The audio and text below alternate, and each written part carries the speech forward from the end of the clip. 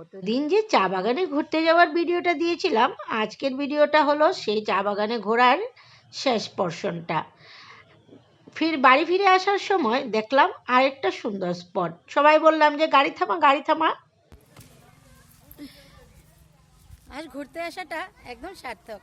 এত সুন্দর, মানে কিছু বলার নেই। দেখতে দেখতে চাও?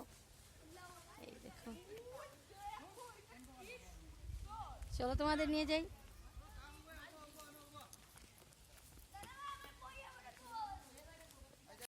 আমরা ছোট থেকে বড় হয়েছি, না কোনো আবদার, না কোনো ডিমান্ড। আমরা কখনো ভাবিনি যে কার কাছে আমরা আবদার করব, কার কাছে আমরা ডিমান্ড রাখব। আমরা যা পেয়েছি তাতে অনেক খুশি ছিলাম। তেমনটা মনের মধ্যে ভাব আসতোই না যে কিছু কারোর কাছে চাইতে হবে। যাই কিছু পেতাম সেটাই অনেক বড় মনে করতাম। মানে স্কুলে যাওয়াটাই হোক, বা পুজো ঘুরতে যাওয়াটাই হোক, বা কোনো মেলায় যাওয়াটাই হোক, এটাই ছিল আমাদের বছরের 2-3টে ঘোরার জায়গা। কিন্তু আজকাল এত ডিমান্ড হয়েছে, এত ডিমান্ড হয়েছে, বাচ্চাদের কথা তো বাদই দাও, বড়দেরও জীবনের অনেক কিছু চাহিদা। ঘুরতে যেতে হবে, ভালো সাজগোজ করতে হবে, ভালো একটা ক্যামেরা চাই, ভালো একটা দামি মোবাইল চাই, সাজগোজের জিনিসপত্র চাই। তাহলে আজকাল এত ডিমান্ড নিয়ে কিভাবে আমরা চলবো?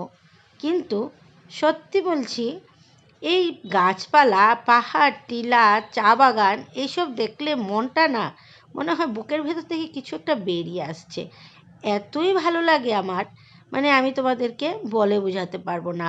তাই আমি তোমাদেরকেও নিয়ে আসলাম চা বাগানে দেখানোর জন্য। হয়তো কিবা অনেকেই এগুলো ততটা পছন্দ করো না, অনেকেই গ্রামে গঞ্জে থাকে, তাদের এগুলো আবার এতটা পছন্দ না। তারা শহরটা দেখতে চায়, শহরের জীবনযাপনটা করতে চায়। কিন্তু আমরাও ছোট থেকে গ্রামেই বড় হয়েছি, কিন্তু এভাবে চা বাগান ঘুরে টুরে দেখা আমাদেরও হয়নি।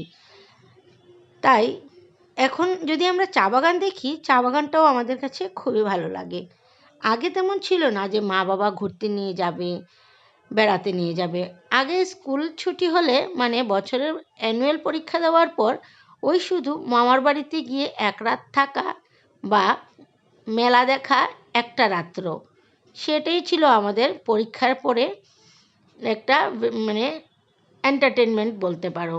ওই গান্ধী মেলা আসবে শিলচরে, গিয়ে এক রাত গিয়ে মেলা দেখে রাতটা মামার বাড়িতে থাকতাম, এইটুকুই বেড়ানো। আর তাছাড়া তেমন কোনো ঘোরাফেরা বেড়ানোর কিছুই ছিল না, আবদার।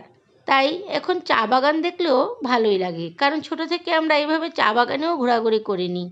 সবাই ব্যস্ত ছবি তুলতে, আমার মেয়েরাও ব্যস্ত। যেই ক্যামেরা মানে পাচ্ছে হাতে, সেই দুষ্টুমি শুরু, ছবি তোলা শুরু। তারপর ভাবলাম আমরা এবার চা বাগানের ভেতরে ঢুকে ফটো তুলব, কিন্তু আমাদেরকে আবার আটকে দেওয়া হলো গেটেই। আমরা যখন কথা বলতে গেলাম যে আমাদের একটু ঢুকতে দাও, শুধু আমরা ছবি তুলবো, আর কিছু করব না, ওরা বলছে যে না, এভাবে ভেতরে ঢোকা যাবে না, বাইরে থেকেই যা তোলা যায় তুলো। তাহলে আর কি করব, দুধের স্বাদ ঘোলে মেটালাম।